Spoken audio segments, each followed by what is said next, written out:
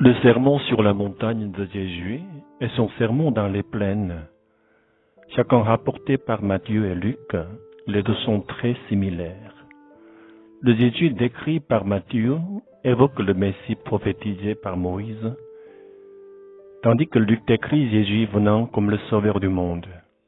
Probablement, cette différence viendrait des lectures de chaque évangéliste, les communautés juives et païennes. Les deux sermons relatent pourtant tous les deux la même personne et le même caractère de Jésus. Jésus ne nous présente pas les règles de vie à suivre comme celles de la loi de Moïse. Au contraire, c'est le Dieu de la Trinité lui-même qui accomplit la loi en nous, à notre place. Notre attention doit se porter sur les personnes qui ont besoin de nos soins plutôt que l'observation méticuleuse de la loi. Dieu souhaite que nous partagions la tristesse, la douleur, les difficultés des gens, non pas en les regardant du haut en bas, mais à la même place. En effet, Dieu peut nous se trouver là, parmi ces personnes qui souffrent. De plus, Matthieu souligne l'enseignement du Seigneur de prendre soin des pauvres en esprit. Ceux-ci ignorent Dieu et sont donc éloignés de la relation avec Dieu, ne jouissent pas de la richesse céleste. Au fond, nous sommes tous des pauvres en esprit, y compris les chrétiens. Ceux-ci ont d'avance réalisé leur pauvreté spirituelle. Ils ont cherché le Seigneur et l'ont trouvé.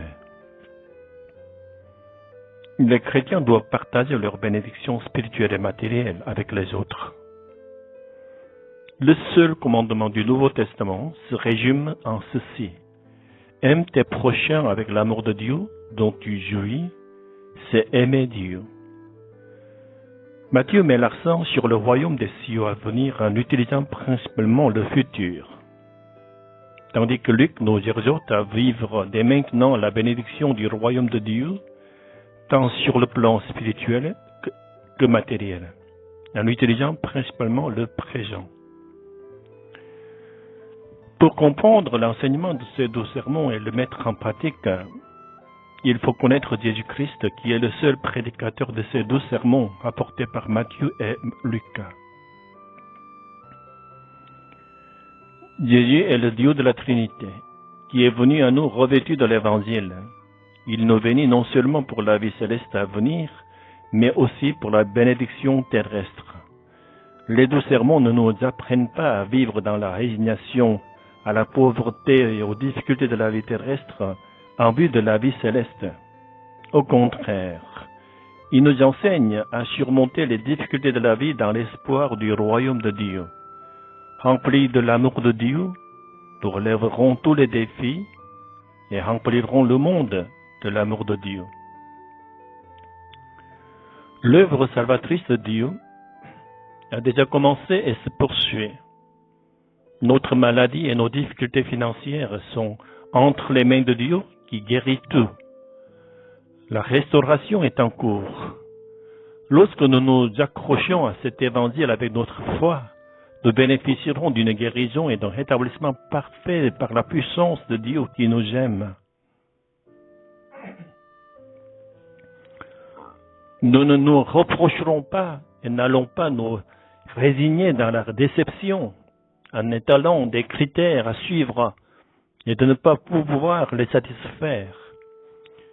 C'est une mentalité légale, un évangile nouveau, et tout autre est venu à nous en Jésus. Une inversion se réalise.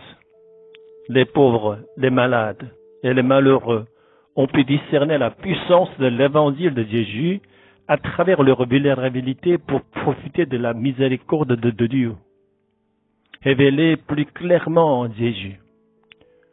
La volonté de Dieu n'est pas dans le jugement, mais dans le salut. Le Dieu de la puissance et de la grâce infinie nous dit de nous relever de nos lits impuissants de maladie et de pauvreté. Il nous dit de profiter de sa bénédiction évangélique, de prendre soin de nos prochains, tant sur le plan matériel que spirituel. Jésus fera de nous les protagonistes de cette œuvre divine.